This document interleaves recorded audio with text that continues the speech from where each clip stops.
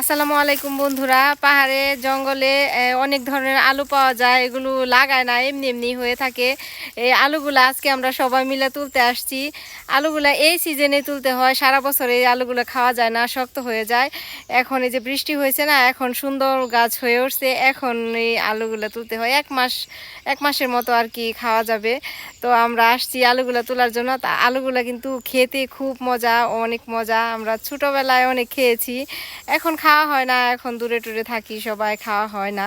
তো আজকে সবাই মিলে আসছি আলু তোলার জন্য। আর যারা জানেন তারা তো জানেনই, আর যারা না জানেন, কখনো না দেখছেন, তাদেরকে দেখানোর জন্য ভিডিওটা করতেছি। তো দেখতে থাকেন, আমরা আলু তুলি, আলু গাছ দেখাই। ও মাশাআল্লাহ, বনফুল, কি সুন্দর ফুলের গাছ।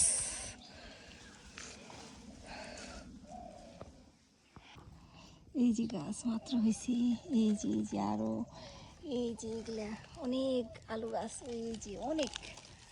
আচ্ছা, হ্যাঁ, একবার উপরে, এই যে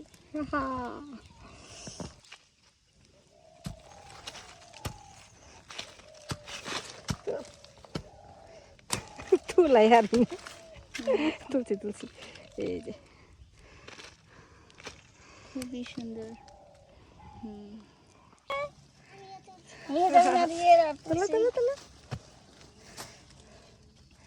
সবাই আলু তুলে খেয়ে হালাইলো, আমরা পিছু ঘুরে গেলাম গা। ওয়াও, সেই রকম গুপ্তধন। জঙ্গলের ভিতরে কি সুন্দর সুন্দর আলু হয়ে রয়েছে। মানুষের জন্য যে আল্লাহ কত রকমের নিয়ামত দিয়ে দিছে দুনিয়াতে। হ্যাঁ,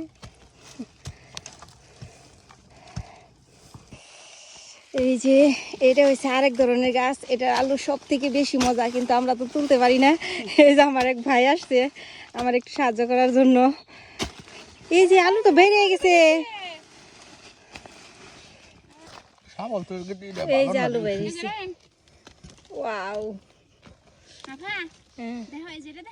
দেখতেছি দেখতেছি। কেমন মোটা হয়ে আলু গাছ, এটা তুলে ওরে এক পাইলে হবো সাক সাক করে বাস দিয়ে। এ ভেঙে গেল গা, তো বেশি জুইতেন না, ভেঙে গেল গা। গাছ আন্দাজে আলু মরে না রে। জাগা মতো যাই নাই। মানে এই যে এটা হলো গাছ, এই যে প্রত্যেকটা শিকড় গেছে, এক একটা শিকড়ের মধ্যে আলু। একটা গাছে অনেক আলু থাকে, 10-12টা পর্যন্ত থাকে। এই যে আমরা 2-3টা তুললাম, আরও এই যে আছে, আরও এদিকেও হয়তো বা অনেক আছে, এই একটা গাছের মধ্যেই। এই হলো একটা, আচ্ছা, আরেকটা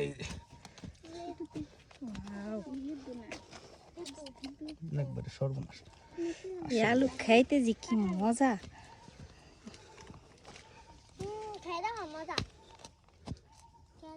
কোদাল দিয়ে কেটে কেটে গেল গা। আসলে তো কেটে লাইছি।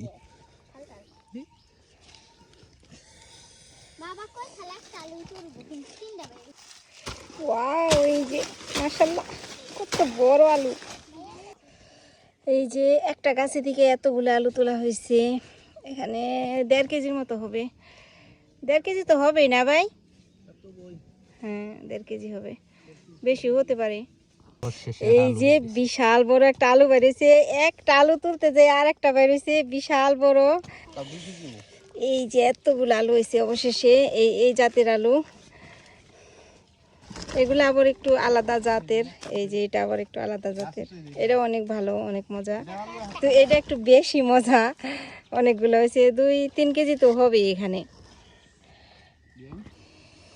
এই যে এতগুলো আলু তোলা হয়েছে, এই কটা সিদ্ধ করব।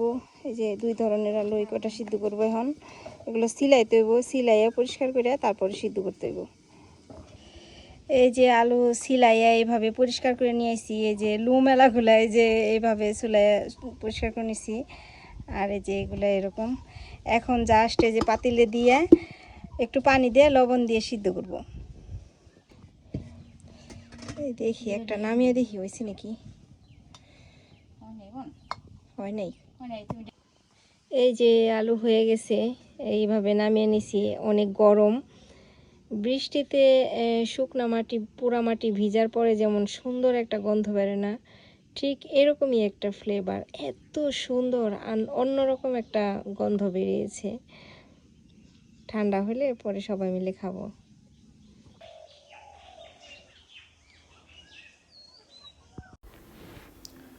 তো এই যে আলু সিদ্ধ হয়ে গেছে, 2-3 রকমের আলু খেয়ে দেখি। এই দেখেন কি সুন্দরভাবে সিদ্ধ হয়েছে। বিসমিল্লাহ।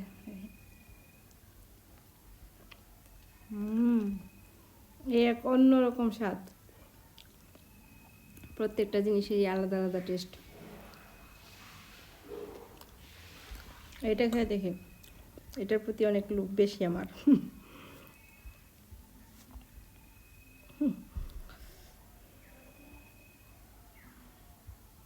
একটু সিলে খাই।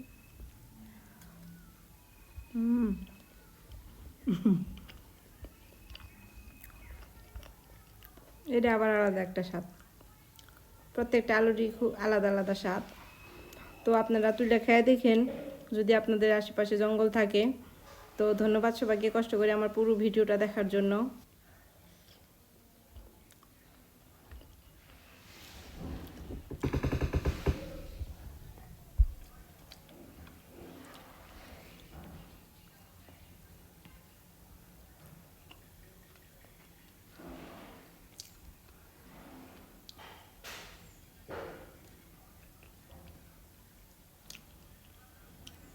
আল্লাহ হাফেজ, ভালো থাকবেন সবাই।